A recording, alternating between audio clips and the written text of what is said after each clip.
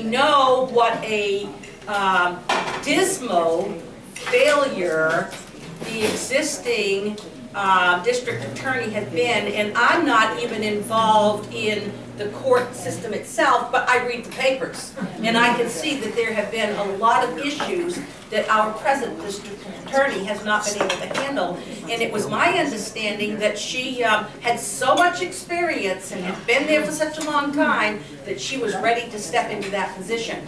Well, for whatever reason, 4 years later, she's not running. And if you are elected, how do you plan to break the cycle of misconduct in the office?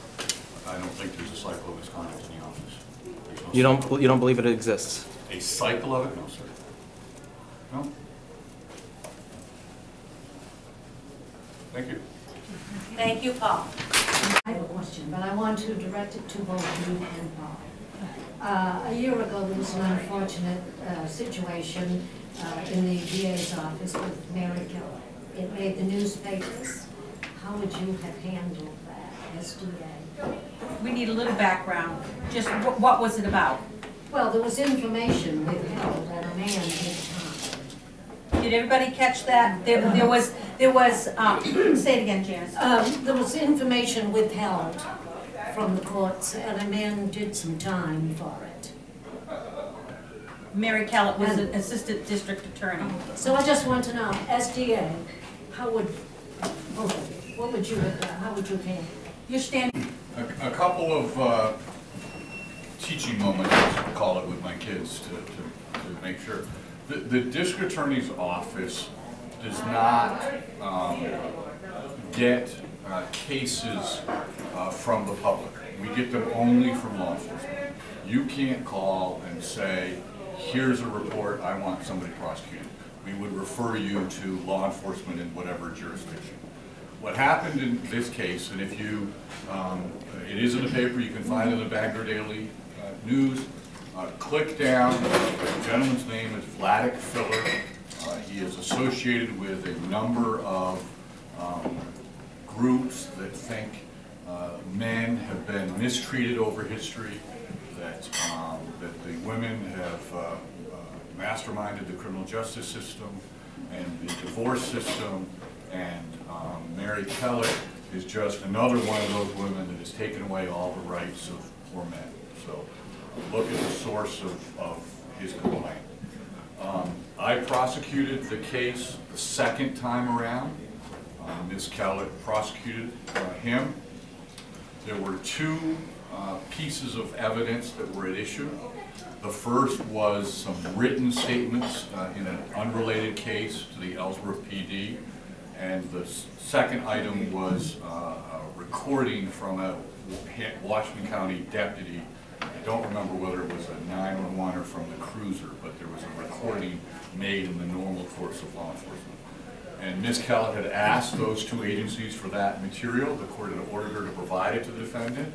She requested it from those two agencies. The agencies did not provide it to our office, so we did not give it to him because we never had it.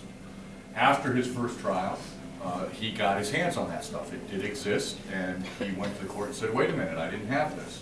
And the court said, Ms. Kellett, you should have given it to him. And she said, I didn't have it. I asked for it, and they didn't give it to me. How can I give what I don't have? And he filed a bar complaint and went through, and the court found out that the board overseers determined that she did not do enough due diligence in trying to get that it wasn't enough to say, hey Scott, you got anything? No, okay, thanks. There had to be a more formal process, and she failed to follow it, and she was held responsible for that. It didn't stop him. It didn't mean that he got away with abusing his wife because there was a mistake in the evidence. He got a second trial where he was convicted again of assaulting his wife and sentenced to 20 days in jail. Those two pieces of evidence that were so important to deny him his fundamental trial the first time were never used in the second trial. They didn't have anything to do with the second trial.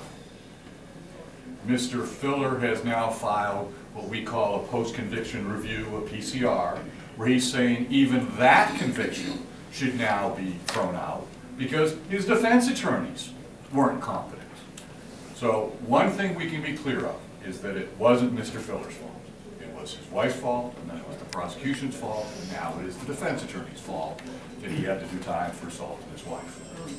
So, what would I do? What will happen? I've been on the Board of Overseers for 8 years. I've sat on those committees. I've done those decisions. We are in the process of a fundamental sea change of how that discovery material is handled. If you pick up the paper, you can see countrywide this is an issue and a problem. They just sent a judge in Texas to jail because when he was a prosecutor, he had stuff in his file that he didn't give, that he didn't think he needed to. Now, 25 years later, they're saying he had to, and he's been convicted of that and sent to jail as a judge when he was a prosecutor. Doesn't take too long ago, 6, 7 years ago, Duke Lacrosse, that case down in North Carolina, with a prosecutor running for office, fabricated something to try to get culture of the race vote, and he was disbarred and prosecuted himself. Okay, so it is a sea change in the way that is happening. All across the country, we were changing those policies. Law enforcement isn't real happy with this because instead of a phone call to Scott saying, hey, do you have that video, do you have that report, we're now demanding everything be in writing, we're demanding everything be so that we can tell the defense attorneys, yes, this exists, no, this doesn't exist. It is one of those moments when the world is changing. The bar has addressed Ms. Kellett's behavior and has imposed sanctions and imposed consequences on her for that behavior. I don't know that that was the only possible outcome and the understanding of the way it happened, but that's the way it happened, and she's been held accountable for that.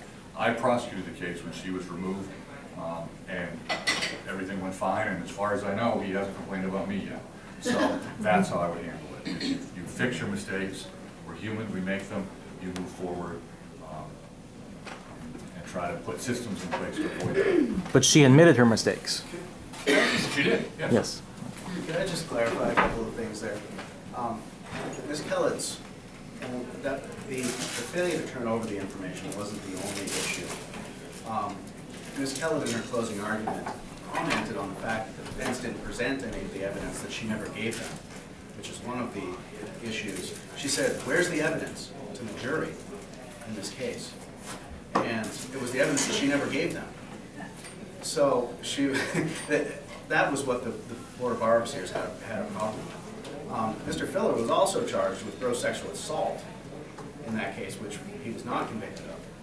So to say that he was convicted of assault, yes, he was convicted of misdemeanor assault in certain 20 days, but in the meantime, he had been charged with gross sexual assault and served quite a bit of time in county jail waiting for his court date to come. Those charges were not.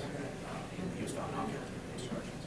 So to say that Ms. Kellett's conduct didn't have any effect on the case is, I think, even if it didn't have an effect on the case, it had an effect on the justice system and the way the public perceives the justice system and the way the public perceives the district attorney's office. It just shouldn't have happened. Okay, well, that was a good little thing.